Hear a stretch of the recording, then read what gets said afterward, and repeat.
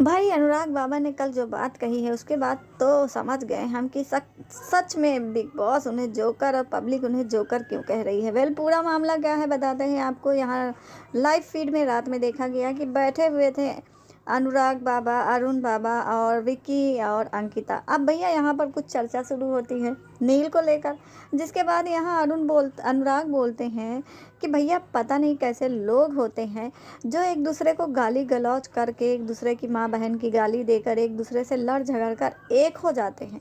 मैं तो कभी ऐसा ना करूँ। कैसे होते हैं ये लोग? मैं तो ऐसा कर ही नहीं सकता हूँ।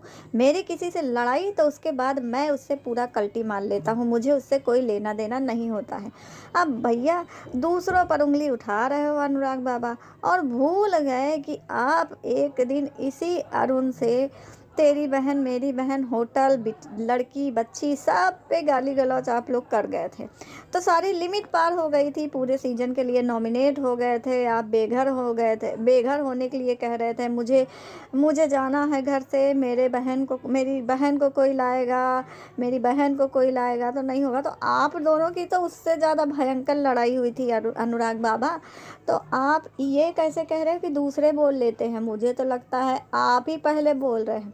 दूसरे के लिए आप कह रहे हैं इतना गलत गलत, और वही काम करते हुए खुद भी बैठे हो। क्या है अनुराग बाबा, सच में आप जोकर हो क्या? समझ में ही नहीं आता भैया, क्या है आपका दिमाग? ये एक तरफ कह रहे हो कि मैं पता नहीं कैसे लोग बोल लेते हैं, और एक तरफ अरुण से लड़ाई करके आप उसी से बैठ के बातें कर रहे हैं। ये क्या मामला है भैया? यहाँ पर आप कैसे चार लोगों के सामने ये बात बोल दी है, और कैसे चार लोगों ने ये कह दिया हाँ हाँ सही बात, कैसे कर लेते हैं ये लोग?